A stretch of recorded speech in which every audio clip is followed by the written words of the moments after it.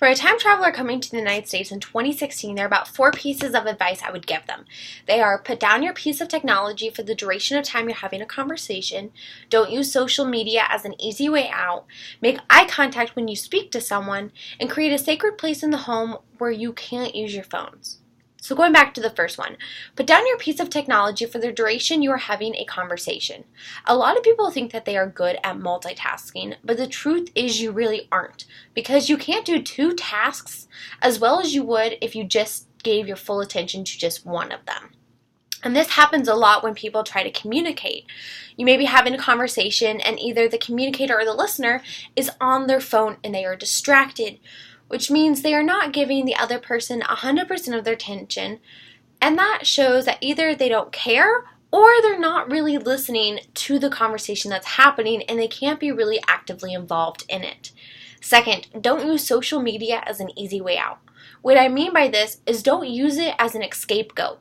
A lot of times people will use Facebook, for instance, as a way to wish happy birthdays, congratulate people on weddings, and even use them to console people when someone in their family or friend has died. This is not the effective way to give the emotions you want to give to that other person. Send a text, call them, send a card. Those are the more effective ways to convey those emotions that you are wanting to send them to show that you actually care about their feelings. Third, make eye contact when you speak to someone. Adults use about 30 to 60% of eye contact, and that needs to be a lot higher to create a sense of emotional connection. What that means is it's going to show who you're communicating with that you actually care what they're saying and that you care to be actively involved with them. And that will show that the speaker or listener that you are wanting to be there, and that will mean a lot more to them, and that'll make them want to have communication with you a lot more too. Finally, create a sacred place in the house that you can't use your phones. One of my favorite places to do this is the dinner table. It's really simple to do this, whether you're at a restaurant or you're eating at home. Just don't have the phones at the table.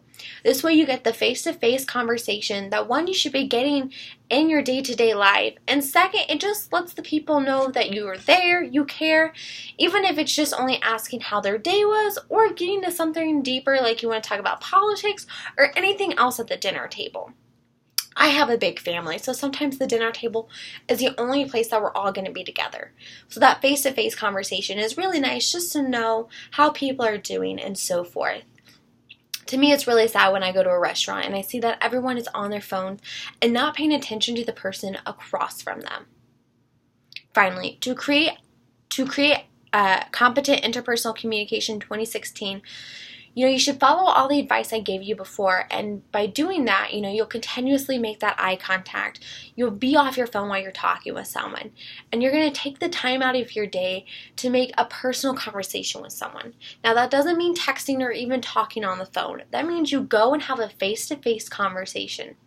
These values are very undervalued in 2016.